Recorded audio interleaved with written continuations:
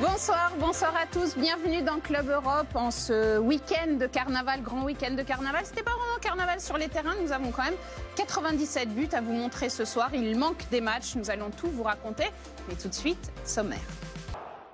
Je vous le disais, nous avons 97 buts à voir ensemble. Nous étions il y a quelques instants en Espagne avec Benjamin da Silva, donc nous allons y retourner puisque l'Atlético de Madrid recevait Villarreal. C'était le dernier but de l'Atlético Madrid qui s'impose donc ce soir 3-1 face à Villarreal et qui est donc troisième au classement. Nous le verrons dans quelques instants.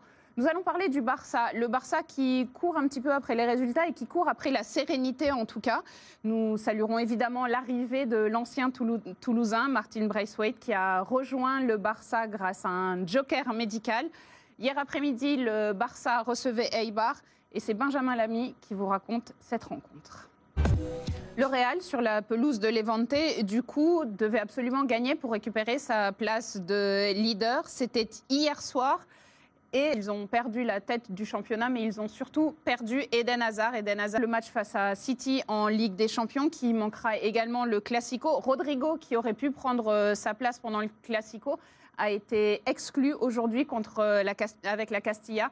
Donc, pas de Rodrigo non plus, pas d'Eden Hazard. Bon courage pour la Ligue des Champions et on se retrouvera pour le Classico. Vous le savez, le Classico sur les antennes de beIN Sport, c'est dimanche prochain, dimanche soir à 21h.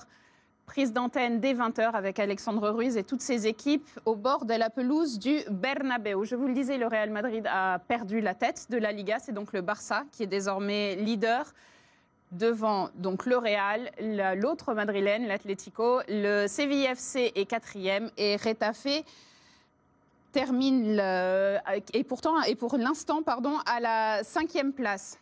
Je suis un petit peu troublée parce que je vous l'ai dit, c'est carnaval. Du coup, on a essayé de chercher absolument d'accord, une sœur, un frère, je ne sais pas trop comment il faut dire.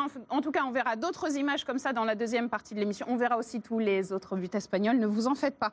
En Allemagne, le Bayern, le leader de la Bundesliga, recevait Paderborn. C'était vendredi soir. Paderborn. Leipzig est deuxième au classement et se déplaçait sur la pelouse de Schalke. C'était hier et... il y a eu des buts, regardez. Oh oui, Julien Brun, ça c'était une rouste. Et que dire des 4 passes décisives d'Nkunku? C'est un record depuis qu'on a des statistiques en Bundesliga. Félicitations à l'ancien Parisien qui permet ainsi à Leipzig de se maintenir à la 2e place du classement. Pour Dortmund, c'était le match d'après Ligue des Champions. Face au Werder, les coéquipiers de Haaland affrontaient donc une équipe relégable. On n'a pas changé le schéma tactique, on ne change pas un schéma tactique qui marche. Donc du coup, c'était exactement le même 3-4-3 qui avait vaincu le PSG et Francfort la semaine passée. 2-0 sur la pelouse du Werder. Le Werder, toujours relégable au classement. Cela donne le Bayern, toujours leader devant Leipzig. Dortmund est 3e. Mönchengladbach occupe la 4e place devant Leverkusen. On verra ce qu'a fait Mönchengladbach en deuxième partie d'émission. Ils auraient pu mieux faire. Est-ce que les Allemands sont doués en carnaval? Vous allez manger aussi des saucisses de Francfort. J'ignorais que les licornes mangeaient ça aussi, mais c'est très bien. Visiblement, ça avait l'air délicieux. Ce qui est moins délicieux, c'est la situation en Italie. La 25e journée de Serie A est partiellement chamboulée, puisque vous le voyez, 4 matchs ont été annulés.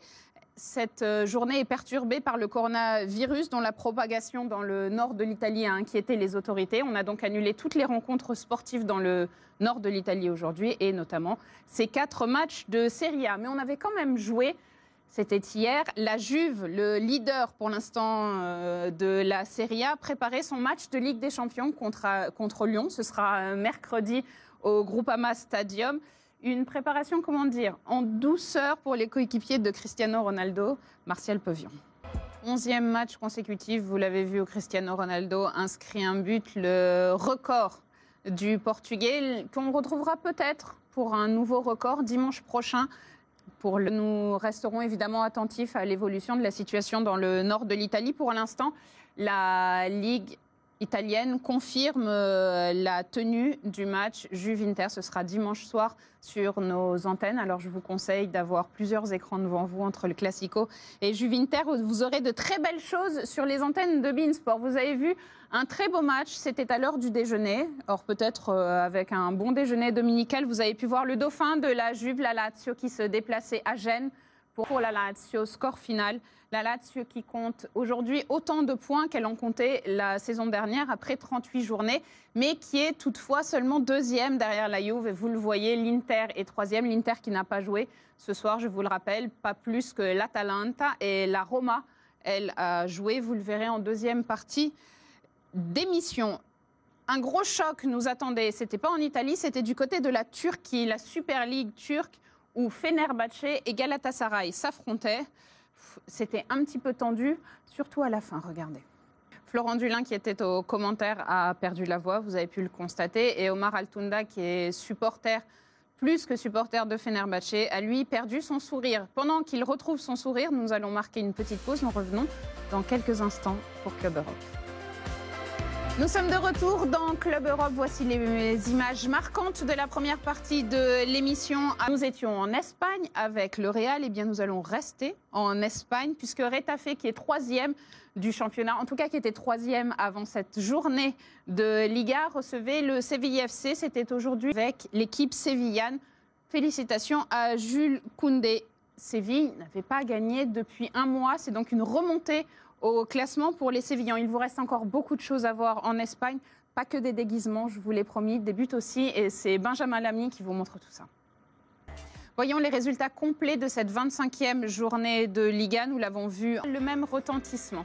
Je vous parlais du Classico. Il n'y a pas de Classico en Allemagne. Il y a un Klassiker, mais ce n'était pas ce week-end. En Allemagne, Gladbach, 4e au classement, recevait Hoffenheim. Plea et... Nous allons voir tous les autres buts de cette journée allemande. Vous n'allez pas voir que les buts. Vous allez peut-être voir des gens qui s'endorment dans les tribunes. Enfin, ça, c'est si Emmanuel Barth a décidé de vous les montrer. La prochaine journée sur nos antennes, Dortmund recevra Fribourg, recevra Leverkusen. Ça, ce sera dimanche. Nous allons prendre la direction de l'Italie. Vous le savez, 4 matchs ont été annulés en Italie en raison de la propagation du coronavirus dans le nord de l'Italie. Toutefois, il restait des matchs et il y a des buts que vous n'avez pas encore vus, notamment un but refusé à Zlatan Ibrahimovic, mais c'est Tony Masson qui va vous raconter tout ça. Regardons ensemble l'ensemble des résultats de cette 25. Ce sera lundi soir à 20h45 sur nos antennes. La Turquie, pour finir, est Trabzonspor, le leader qui se déplaçait sur la pelouse de Beşiktaş. Et Trabzonspor reste leader à la différence de buts, mais il reste encore beaucoup de buts turcs à voir. Et tout ceci grâce à Martial Peuvion. La 24e et prochaine journée de Super League turque sur nos antennes verra ça complet de cette 24e journée de Super League turque. Je vous avais promis 97 buts en ce dimanche de carnaval. Eh bien, vous avez vu 97 buts en ce dimanche de carnaval. Il s'agit désormais d'aller dormir ou pas d'ailleurs, parce que si vous voulez, il me reste à remercier notre réalisateur Didier Frely, ainsi que l'ensemble de la rédaction qui m'a aidé à préparer cette émission, Nicolas Ebersviller, Benjamin Bonnet, Étienne Dulny qui faisait son retour dans l'équipe et Omar Altundag. Je vous retrouve dimanche prochain. Passez une belle semaine.